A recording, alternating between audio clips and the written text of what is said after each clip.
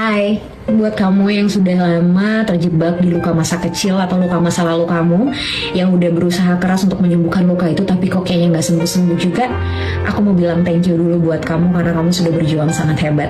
But the end of the day, ini bukan soal apakah luka kita tuh bisa sembuh atau enggak, tapi ini soal bagaimana kita bisa menerima bahwa diri kita itu memang pernah terluka.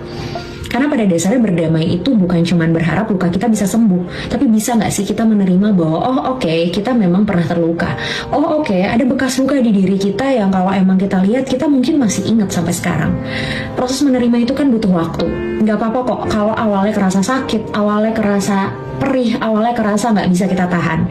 Tapi lama-lama kita bisa melihat itu dengan tersenyum dan melihat pembelajaran apa yang kita dapatkan sekarang. Menerima bahwa dulu ada ketidaksempurnaan dan kegagalan yang terjadi di hidup kita justru membuat kita lebih siap dalam menjalani hari ini dan yang akan datang.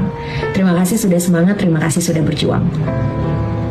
Luka batin trauma seringkali terjadi di relasi antara orang tua dengan anak, relasi antara generasi tua dengan generasi muda.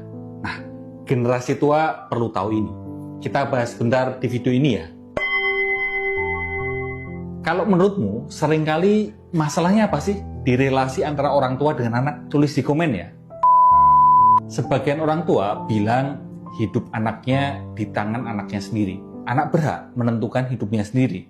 Orang tua bilang begitu. Sebagian generasi tua di dunia kerja, di politik, di pemerintahan, di berbagai aspek hidup ini bilang generasi muda lah kunci masa depan lebih baik. Sering ya kita dengar begitu. Kenyataannya gimana? Kenyataannya orang tua, generasi tua yang sering bilang gitu cenderung mengikat, memaksa, mengharuskan anaknya, generasi muda untuk selalu nurut mengikuti keinginan orang tua sebagai generasi tua. Padahal perlu ada kelonggaran, bukan paksaan, supaya mental anak sehat, supaya masa depan generasi bergerak lebih baik. Orang tua, generasi tua, cenderung mencekokin, menjejalkan gagasan-gagasan mereka, keterkondisian batin mereka, ketakutan, kemarahan mereka kepada anak, kepada generasi muda. Mereka nggak mikirin ulang benar atau salahnya, masih relevan atau enggak dengan zaman sekarang. Akibatnya malah nambah kebingungan dan masalah buat anak sebagai generasi muda. Generasi tua bilang generasi muda lah yang bisa bikin kualitas hidup lebih baik. Bahkan generasi tua memberi jabatan posisi penting pada generasi muda. Lihat juga di politik dan dunia kerja. Tapi di saat bersamaan, generasi tua juga berusaha mengikat generasi muda biar selalu nurut sama mereka. Akhirnya, anak generasi muda